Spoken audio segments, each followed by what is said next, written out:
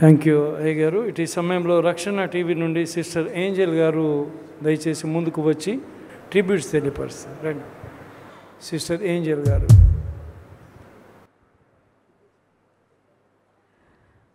ప్రభువైన యేసుక్రీస్తు నామములో మీ అందరికీ నా ప్రత్యేకమైన వందనాలు తెలియజేస్తున్నాను. రక్షణ టీవీ పక్షంగా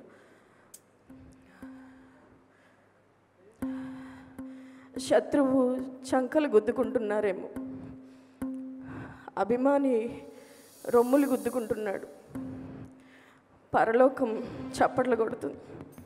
హల్లెలూయా. ఇది మరణం కాదు, విజయం. నమ్మిన వాళ్ళు గట్టిగా హల్లెలూయా చెప్తారా? హల్లెలూయా, హల్లెలూయా.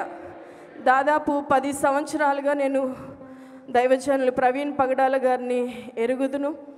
వారితో చాలా సన్నిహిత సంబంధం రక్షణ టీవీ ద్వారా నాకు అనుగ్రహించబడిన భాగ్యంగా నేను ఎంచుకుంటూ ఉన్నాను.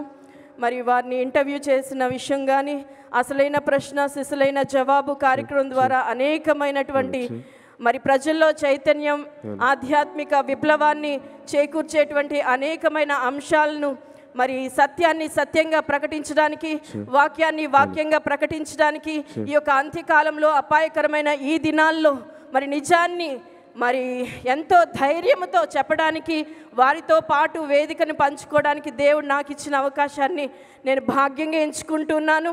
వారి యొక్క మరణం ఇది వారికి మాత్రమే సంబంధించిన మరణం కాదు.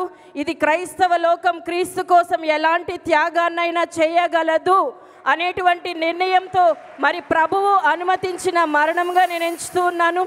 మనలో ప్రతి ఒక్కరూ కూడా ఇదే ధైర్యాన్ని, ఇదే తెగువను, మరి ఇదే సత్తాను కలిగి ప్రభు కోసం ఈ యొక్క చివరి దినాల్లో పనిచేయాలి. క్రైస్తవ్యాన్ని అంతమొందించాలనుకున్న మతోన్మాదులకు మనం ఒక గుణపాఠం కావాలి. ఆది నుంచి కూడా ఎవరైతే మరి క్రైస్తవ్యాన్ని ఆపేయాలనుకుంటున్నారో మరి క్రైస్తవ్యం ప్రబలుతూనే ఉంది. హల్లెలూయా.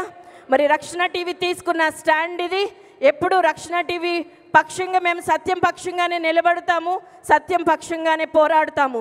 ప్రవీణ్ పగడాల గారు లాంటి మనల్లో కూడా మనం కూడా ప్రాణాన్ని సైతం పణంగా పెట్టడానికి మేమందరము సిద్ధమే అని మరొకసారి చెప్పడానికి నేను ఇష్టపడుతూ ఉన్నాను. నా అన్న మరణించలేదు, నా అన్న కాదు, మన అన్న మనతోనే సజీవంగా ఉన్నాడు, ఉంటాడు. హల్లెలూయా.